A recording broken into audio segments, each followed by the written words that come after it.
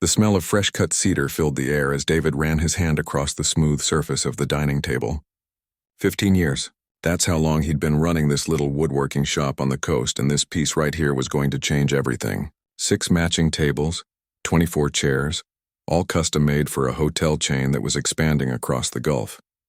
If he pulled this off, there would be more contracts.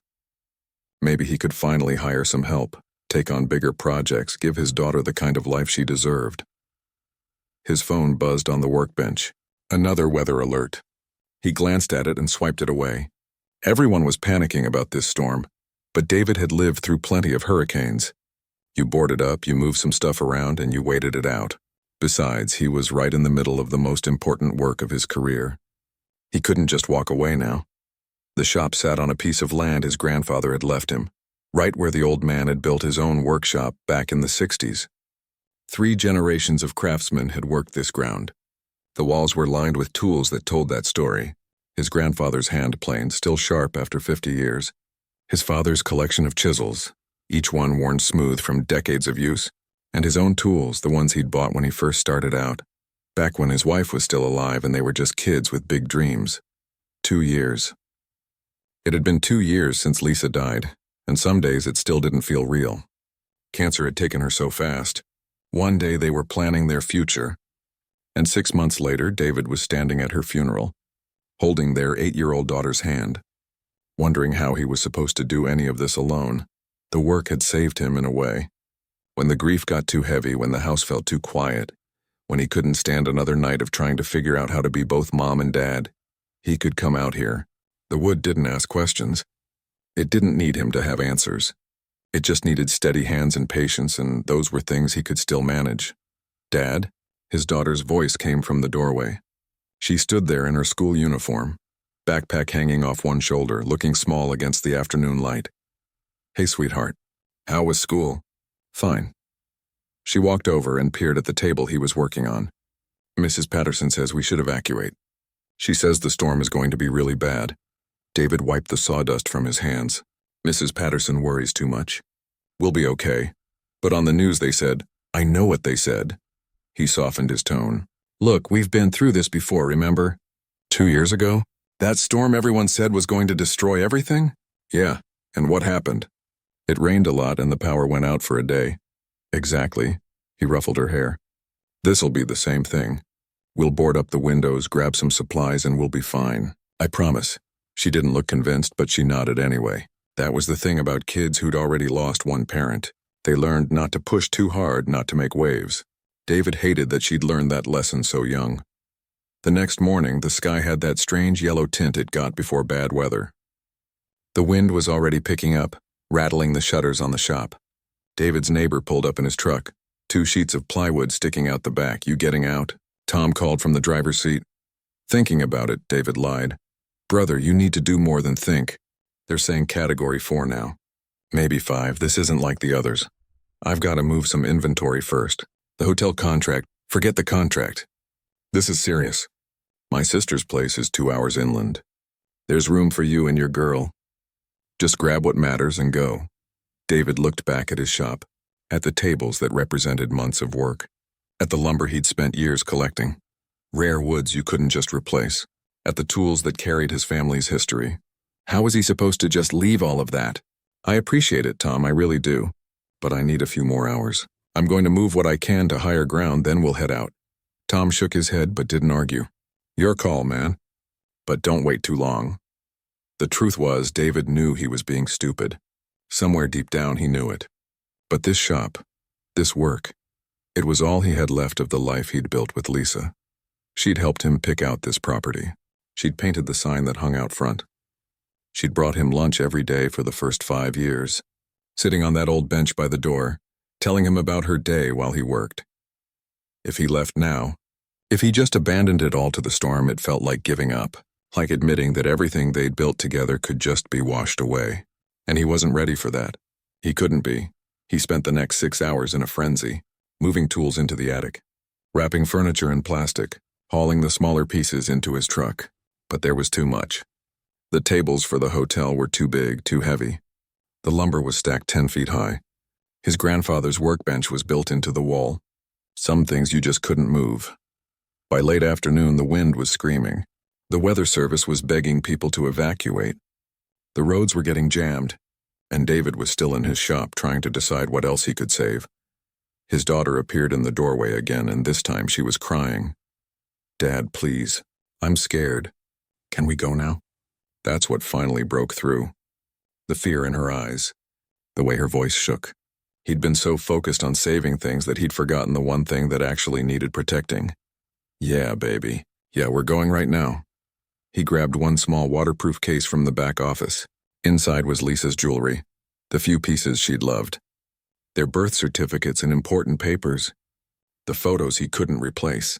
Everything else, all the tools and the furniture and the rare wood and the hotel contract, he left behind. They got in the truck and joined the long line of cars heading inland. His daughter held his hand tight the whole way. In the rearview mirror, David watched his shop disappear behind the trees, getting smaller and smaller until he couldn't see it anymore. He told himself it would be okay. That the storm would pass and there'd be damage, but nothing he couldn't fix. That in a week or two he'd be back at work, finishing those tables, building his business, moving forward. He had no idea that he'd never see any of it again. That by tomorrow, everything he'd spent 15 years building would be gone.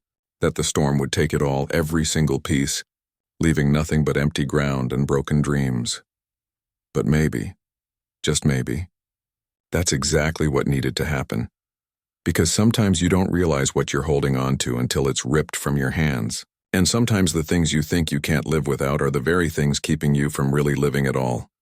The shelter smelled like sweat and fear, and too many people crammed into too small a space. David sat on a thin cot with his daughter pressed against his side, listening to the wind tear the world apart outside. The building shook with each gust. Somewhere in the darkness, a baby was crying. Someone was praying out loud. The emergency radio crackled with reports that got worse by the hour. Category 4, then Category 5. Storm surge 20 feet high. Sustained winds at 170 miles per hour. Catastrophic damage expected. His daughter flinched every time the wind howled. David wrapped his arm tighter around her and tried to look calm, like he knew everything would be okay. But his mind kept going back to the shop, to his house, to everything they'd left behind. The storm lasted through the night and into the next day. By the time the winds finally died down, David felt like he'd aged 10 years. They stayed in the shelter another 2 days while emergency crews cleared the roads and assessed the damage. The reports coming in were devastating. Entire neighborhoods wiped out. Buildings collapsed. Roads impassable. But David told himself his place might be different. It was on higher ground. The shop was solid, built to last. Maybe they'd gotten lucky. On the 3rd day, they were finally allowed to return. The drive back felt wrong from the start. Trees were down everywhere, snapped like toothpicks. Power lines draped across the road. Houses with their roofs torn off, walls caved in, belongings scattered across yards. The closer they got to his property, the worse it looked. And then he turned the corner and saw it. Nothing. Where his shop had stood, there was just an empty concrete slab and debris. The walls were gone. The roof was gone. Everything was just gone. Pieces of wood and metal were scattered across the property, some of it driven into the ground like spears. His grandfather's workbench was in splinters. The sign his wife had painted was nowhere to be seen. David got out of the truck and walked across what used to be his livelihood. His boots crunched on broken glass. The hotel tables, the ones that were supposed to change everything, were destroyed. Months of work reduced to scraps. The lumber he'd collected over 15 years was either washed away or buried in mud. His grandfather's tools, the ones that had survived 50 years of use, were scattered across 2 acres or swept out to sea. He found one of his father's chisels stuck in a tree trunk 30 yards away. His house was still standing, but that almost made it worse. The walls were there, but everything inside was destroyed. The storm surge had pushed water up to the ceiling. Mud covered every surface. Mold was already growing on the walls. His daughter's toys floated in brown water. Lisa's paintings were ruined. Photo albums destroyed. The couch where they used to watch movies together was overturned and soaked through. David walked through the rooms in a daze. The kitchen where Lisa used to cook. The bedroom where she died. The nursery they'd painted together when they found out they were having a baby. All of it damaged beyond repair. All of it gone. His daughter stood in the doorway, staring at what used to be her room. She didn't cry.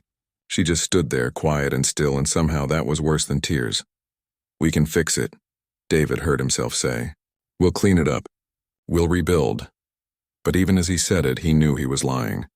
The insurance adjuster came the next day, a tired-looking woman with a clipboard who'd probably seen 100 properties just like his. She walked through the house, took photos, made notes. Then she sat him down and gave him the news.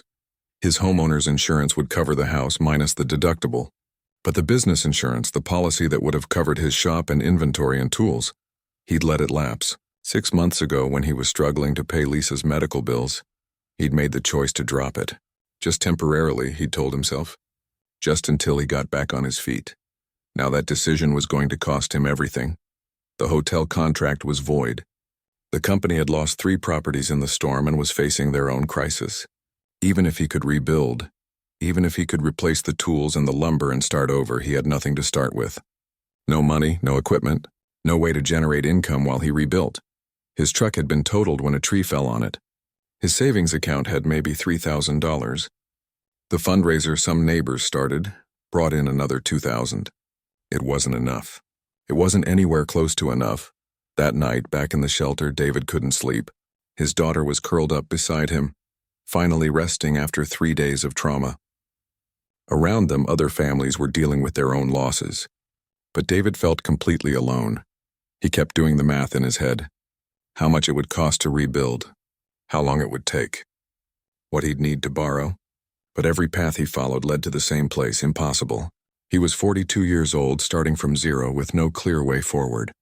And the worst part, the part that made his chest tight and his breathing shallow, was that he'd been here before. 2 years ago, when Lisa died, he'd felt this same crushing weight, this same sense of having the ground disappear beneath his feet, this same darkness creeping in at the edges. Back then, he'd had the shop. He'd had his work. When the grief got too heavy, he could go lose himself in sanding and measuring and building. The rhythm of it had kept him sane. It had given him a reason to get up in the morning. Now he didn't even have that. He thought about Lisa, about what she would say if she could see him now. She'd always been the strong one, the one who could face anything. When she got diagnosed, she'd cried for one day and then gotten to work. Making plans, organizing treatment, preparing him for what was coming. "You're going to be okay," she told him near the end. "You and our girl, you're going to be okay. Promise me you'll take care of each other," he'd promised. And he'd tried. But somewhere along the way, he'd lost the thread of it. He'd poured everything into the business, telling himself he was providing for his daughter, building their future. But really, he'd just been running. Using work to avoid the grief. Using exhaustion to avoid feeling anything at all. And now the storm had taken away his escape route. There was no business to hide in. No work to lose himself in. Just him and his daughter and the wreckage of everything he'd built. The shelter lights were dim. Someone a few cots over was snoring. Outside, he could hear generators running, trying to keep the power on. David stared at the ceiling and felt the darkness closing in. What was the point of rebuilding? What was the point of any of it?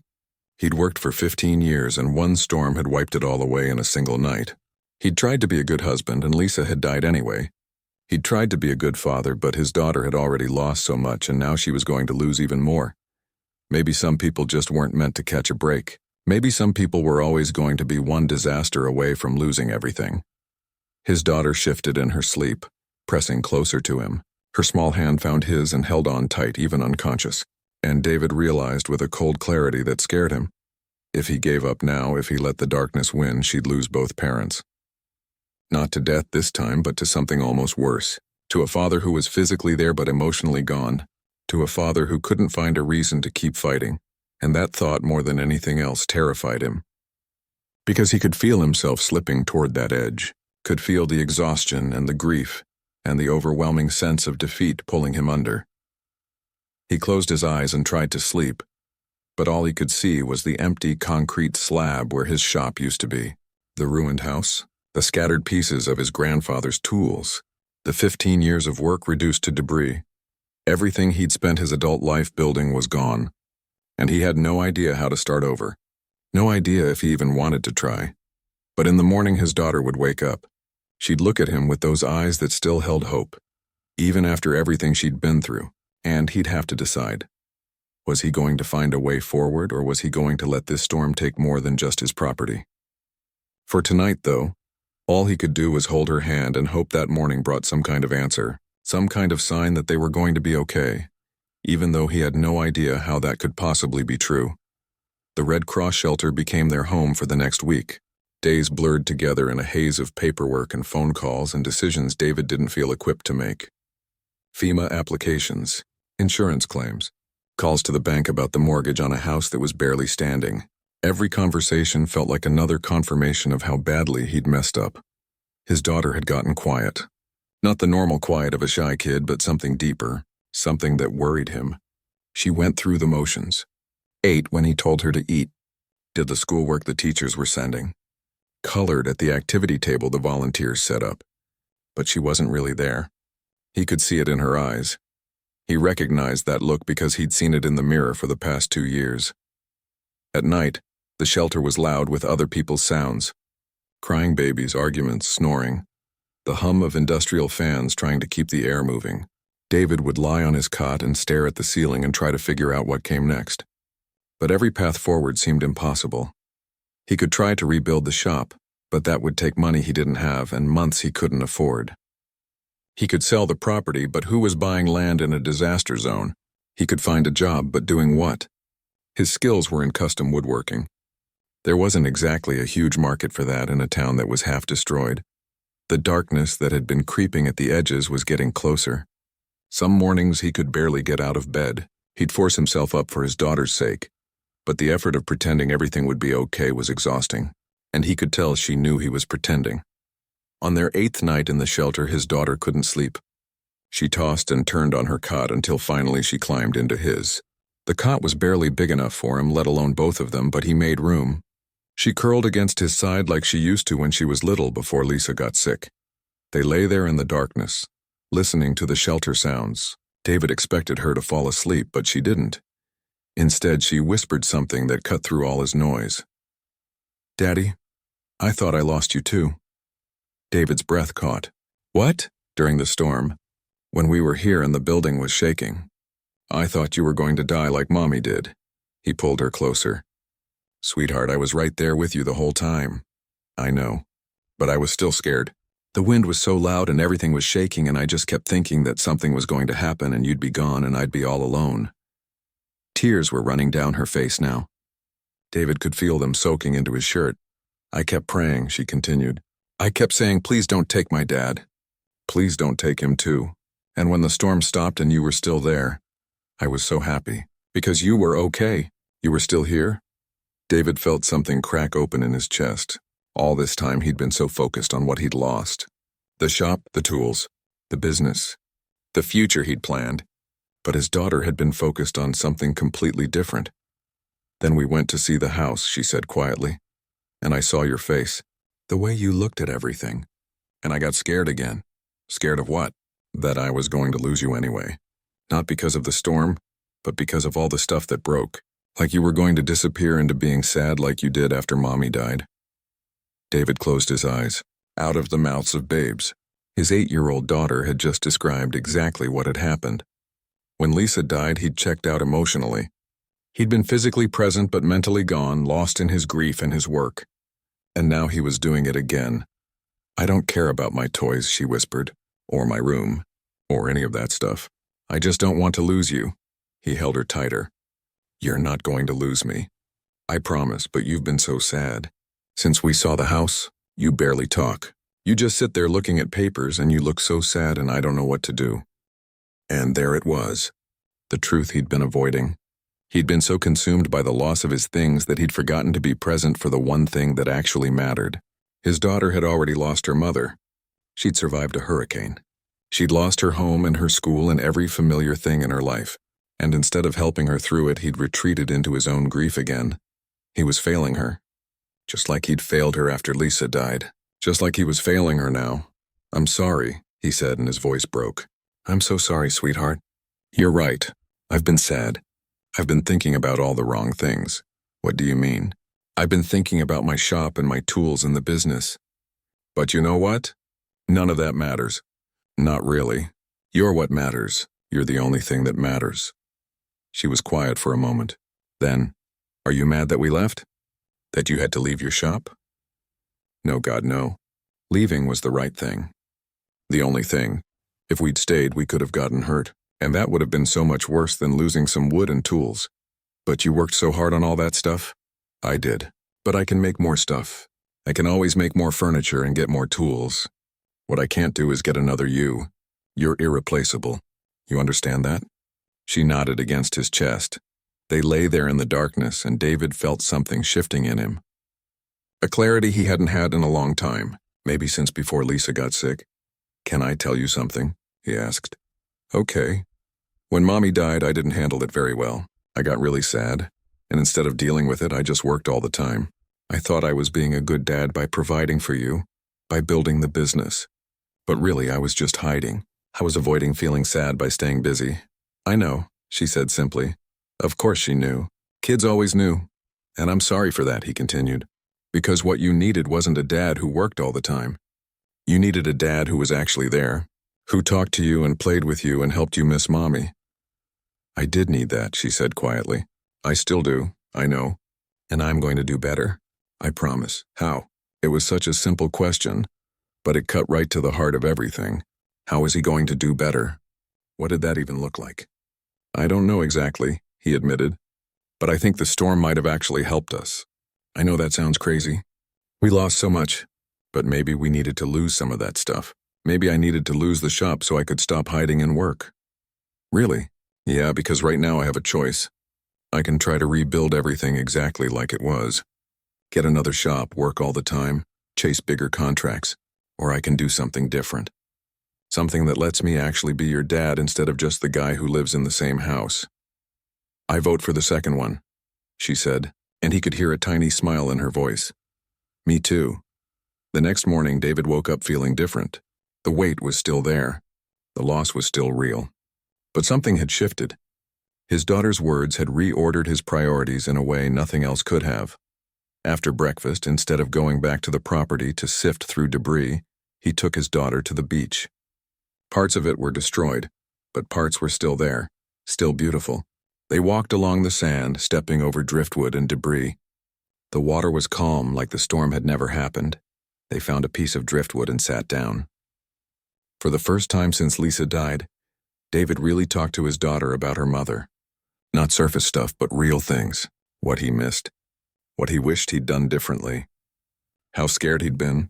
How lost he'd felt, and she talked too. About memories she had of her mom. About things she'd wanted to ask but hadn't.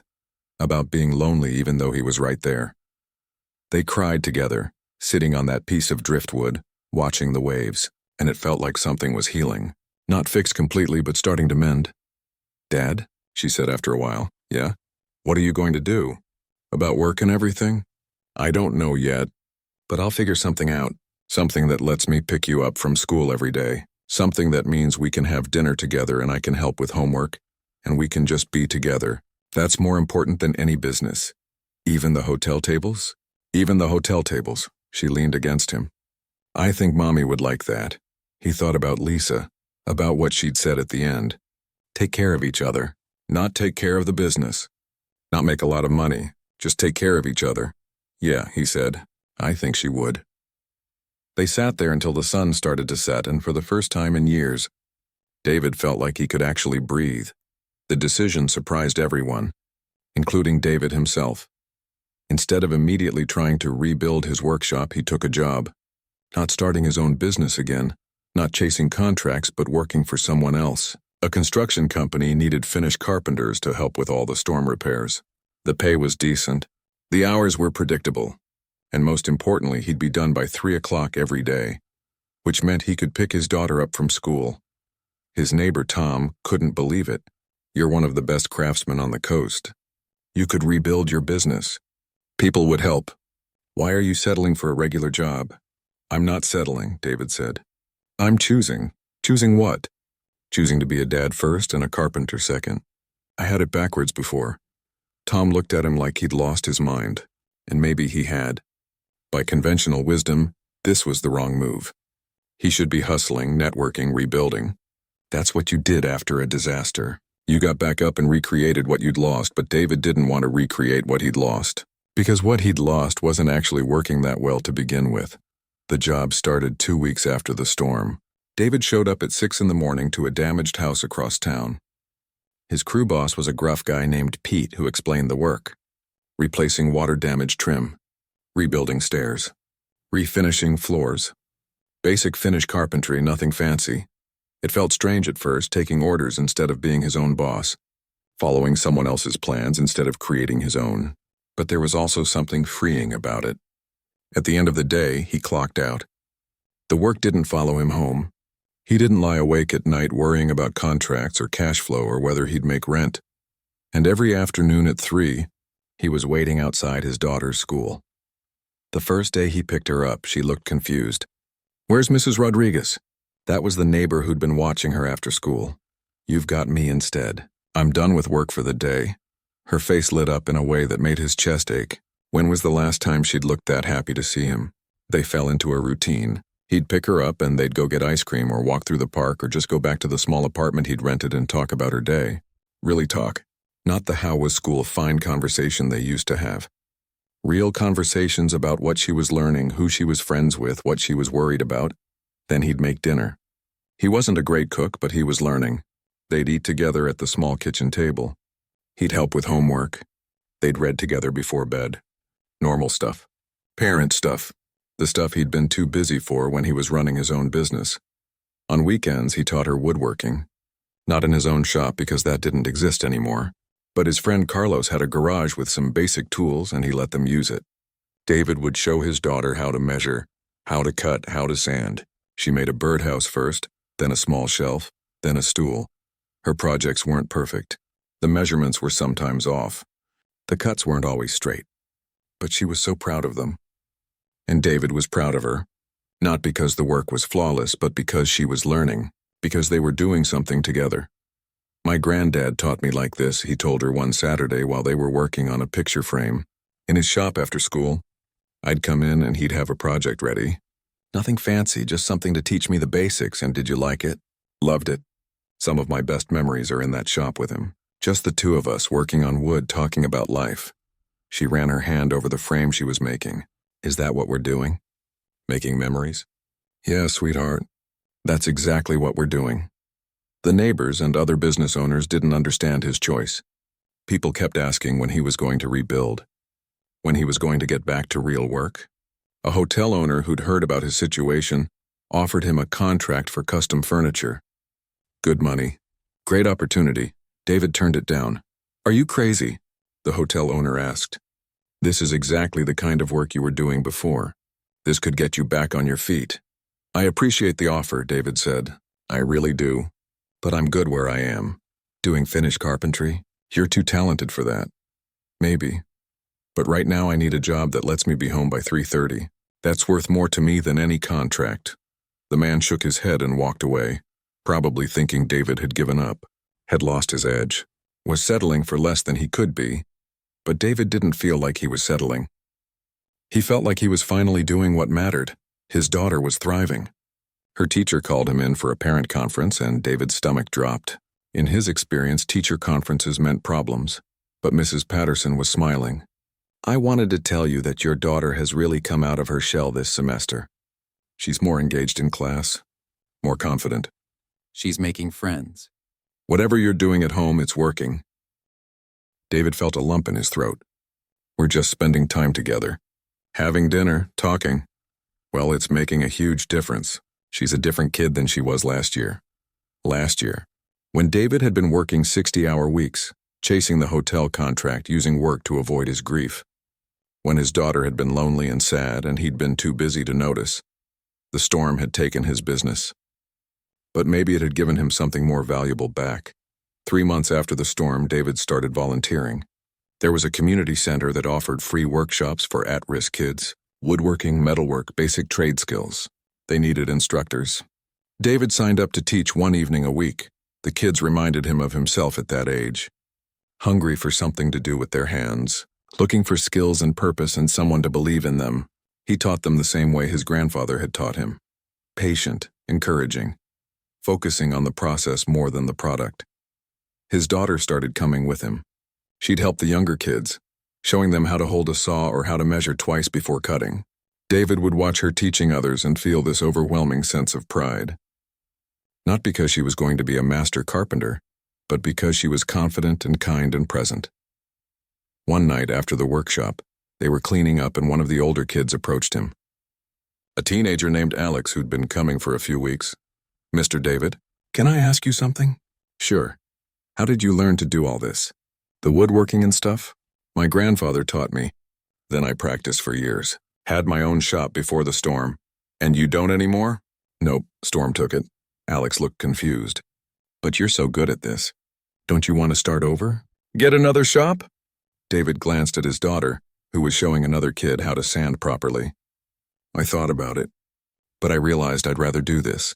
Work a regular job, spend time with my daughter. Teach you guys once a week. That's enough for me. That's it? You're just okay with losing your business?" "I'm more than okay with it. Losing the business was the best thing that could have happened to me." "I know that sounds weird, but it forced me to figure out what actually mattered, and it wasn't the business. It was her." He nodded toward his daughter. "It was being present. Being actually there instead of just physically there." Alex thought about that. "My dad works all the time. I barely see him. I used to be like that. I thought I was being a good dad by working hard, making money. But I was wrong. Time is what matters. Showing up matters. The rest is just noise." They finished cleaning up, and on the drive home his daughter said, "I liked what you told Alex, about the business and everything." "Yeah? What part?" "That losing it was the best thing." "I don't think I would have said that." "Why not?" "Because it hurt you. I saw how sad you were. I don't like thinking of you being hurt." David pulled over to the side of the road. He turned to look at his daughter. "You know what hurt more than losing the business? Realizing I'd spent 2 years working so hard that I missed being your dad. That hurt worse than any storm." "Really?" "Really, the storm took my shop and my tools. But I'd already lost something more important before that. I'd lost you. Not literally, but emotionally. I was so wrapped up in my grief and my work that I wasn't there for you, and I can't get those 2 years back. But I can make sure I don't waste any more time." She unbuckled her seatbelt and hugged him awkwardly over the center console. "I'm glad you're here now." "Me too, sweetheart." "Me too." When they got back to their small apartment, David looked around at their modest life. It was nothing like what he'd had before. The apartment was tiny. His paycheck was a fraction of what he used to make. His tools were borrowed. His work was basic, but his daughter was happy. He was present. They were healing together. And every single day he got to wake up and choose to be the dad she needed instead of the businessman he thought he should be. Some people thought he'd given up, that he'd let the storm defeat him, that he was settling for less than he could be. But David knew better. He hadn't given up. He'd finally figured out what winning actually looked like. And it looked a lot like picking his daughter up from school, having dinner together and teaching her how to sand wood until it was smooth as glass. A year passed, and David's life looked nothing like it had before the storm. He still worked for the construction company, still did finish carpentry on storm-damaged homes. He'd gotten good at it, reliable enough that Pete made him a crew leader. The pay was steady, if not spectacular. He'd never get rich doing this work, but that wasn't the point anymore. The apartment they rented was small. 1 bedroom for his daughter, a pull-out couch for him in the living room. It was a far cry from the house he'd owned, the one with the workshop out back and the big yard. Sometimes late at night he'd think about what he'd lost, the property his grandfather left him, the tools passed down through generations, the business he'd spent 15 years building. But then he'd hear his daughter breathing softly in the next room, safe and sound, and he'd remember what he'd gained. She was a different kid now. Her teacher had noticed it first, but everyone could see it. She smiled more, talked more, had friends over for the first time since her mom died. She'd joined the art club at school and was talking about maybe learning guitar. "She's really blossomed this year," her teacher said at the spring conference. "I don't know what changed, but she's confident in a way she wasn't before. More secure." David knew what had changed. He was there. Actually there. Every afternoon at 3 o'clock. Every dinner. Every homework session. Every bedtime. He'd stopped running from his grief and started living with it. Started letting his daughter see that it was okay to be sad about losing her mom, okay to miss her, okay to talk about it. They'd started going to a grief support group together, meeting other families who'd lost people they loved. Hearing other kids talk about missing their parents, it helped. Not in some magical everything is fixed kind of way, but in the slow, steady way that real healing happens. David had his own therapist now, too, working through the guilt he felt about how he'd handled Lisa's death. About checking out emotionally.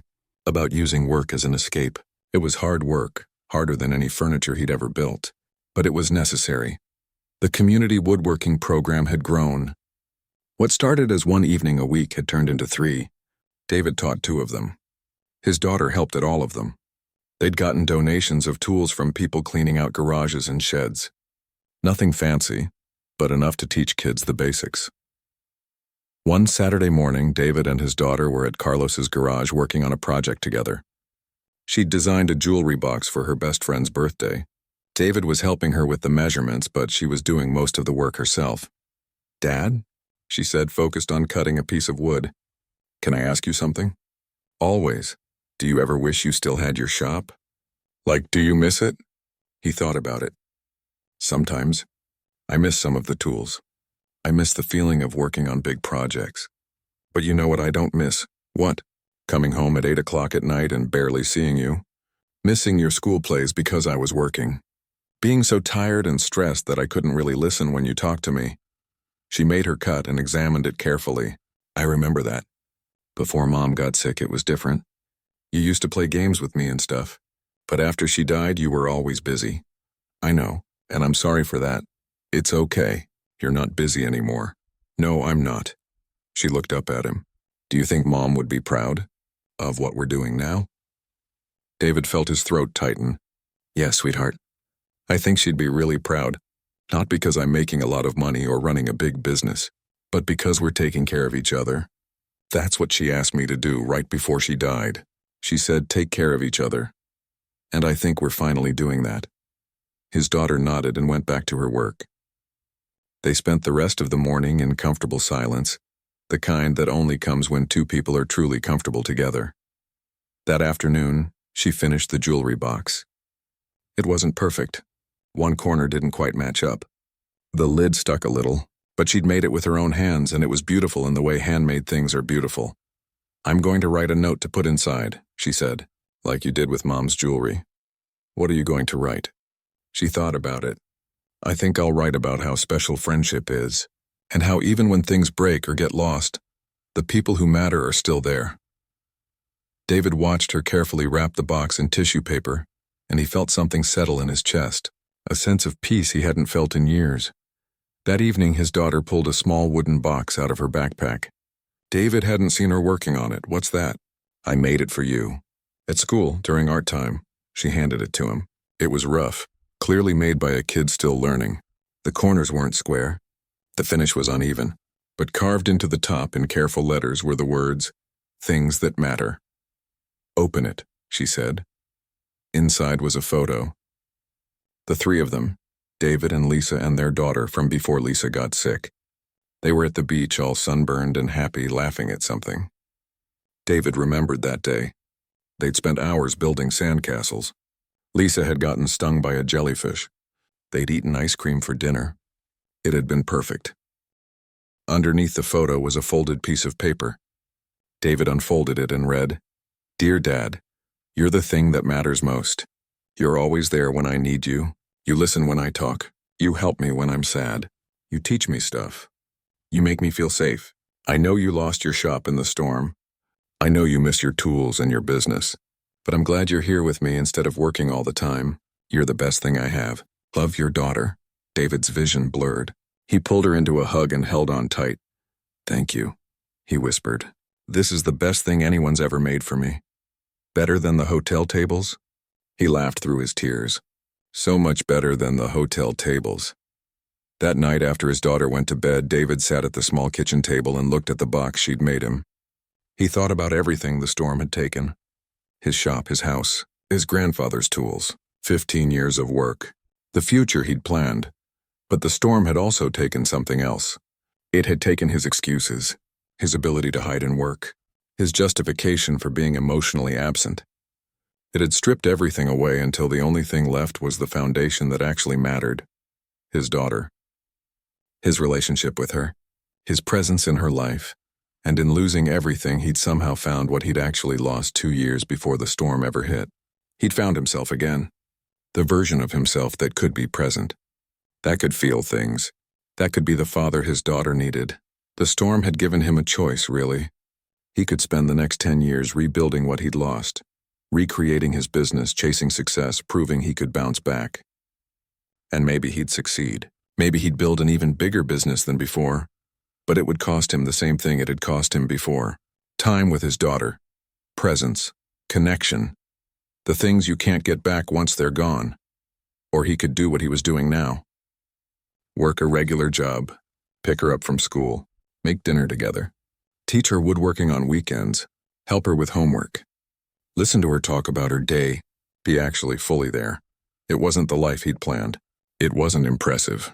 Nobody was going to write articles about his comeback story or his business success, but his daughter was happy and thriving. And she knew without any doubt that she was loved and valued and the most important thing in her father's life.